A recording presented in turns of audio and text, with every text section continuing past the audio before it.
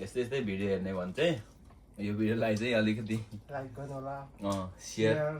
साइडमा लाउनु छ ठिक छ चेयर्स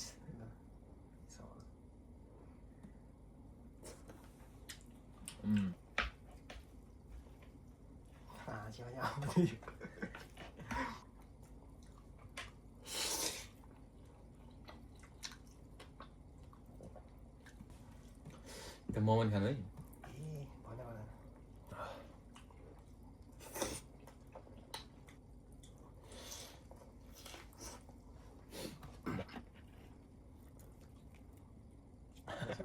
ल यस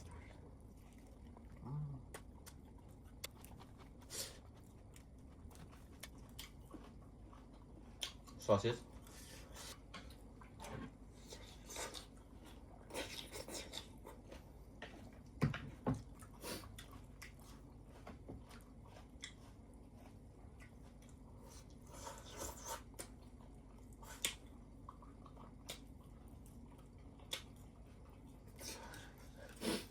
लास्टमा त्यो भिडियो रेकर्ड नहुनु रे पागल भएछ नि सारा बजे मुकबाङ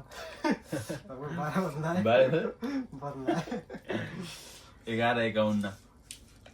केही भन्नु न सम्झे मिठो छ भन्ने बुढीले त साथीहरू मिठो छ तर यो बनाउँदा बनाउँदै केही तान्जो मान्जोहरू पुगेन क्या सबै उहरू मरमसलाहरू पुगेन तर मिठै छ बनाउनै छ खाना मात्र कति खाने भन्ने हिसाबमा कोही बेला चाहिँ यसो यस्तै यस्तै खानेकुराहरू खाएर बस्दिउँ भनेर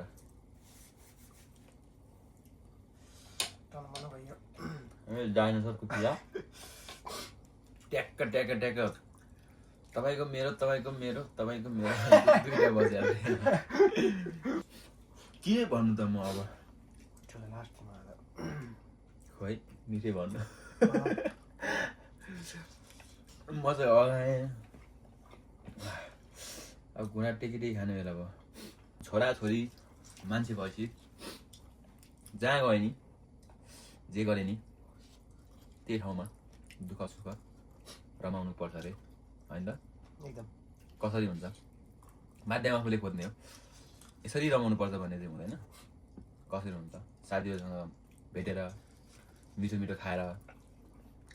ठाउँहरू घुम्न गएर आदि इत्यादि जे गरे नि रमाउनु पर्छ एकबारको जिन्दगी हो मेरो लागि केही छैन पैसा जतिसुकै कमाऊ एक दिन तिमी जाने हामी एउटै तरिकाले हो थपनी खाएन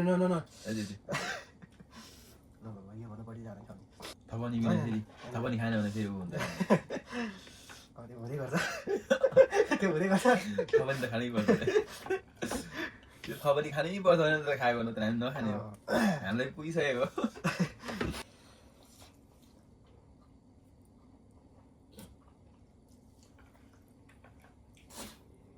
यो निस्केर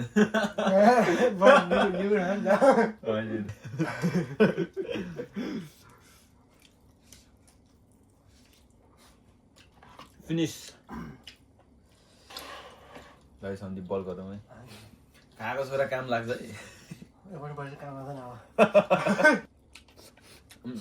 एउटा गीत बताउँदै खाउँ न च्याट्ट मिठो पुरानो गीत बताउँ दुईटा फुल देउरालीमा सुन्दा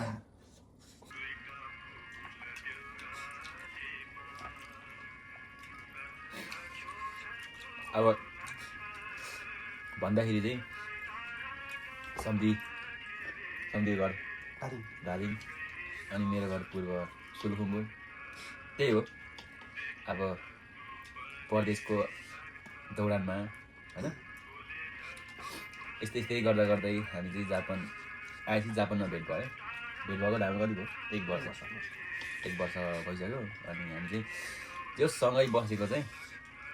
भयो हाम्रो 8-9 महिना जोस्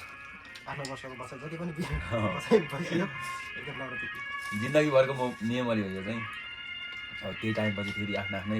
हुन्छ आफ्नो आफ्नै बाटो छुट्नुपर्छ अब ठाउँमा छ सबै कुराहरू सम्झनामा बित्ने धनी जिन्दगी भनेको सधैँ एउटै पल हुँदैन सधैँ एउटै समय चल्दैन धेरै कहानी छ आफूसँगै होइन तर अब जति दुःख सुख गरे पनि ज्यान गलेको बेला शरीर बिसाउने चौतारी भने जस्तै परदेश ठाउँ भनेको मन बिसाउने एउटा दौतेरी साथी भइदियो भने अब जोस् घरको याद त्यस्तो नआउने रहेछ क्या यदि अब साथी नै नमिल्ने भइदियो भने चाहिँ है घरको यस्तो याद आउँछ कि म त कति दिन रोको नि छु त्यो पलहरू धेरै सबैले सबै कुरा ठिक गर्छ जोस् हामीमा धैर्यता हुनु पर्दो रहेछ यो अमिला हाम्रो अमिला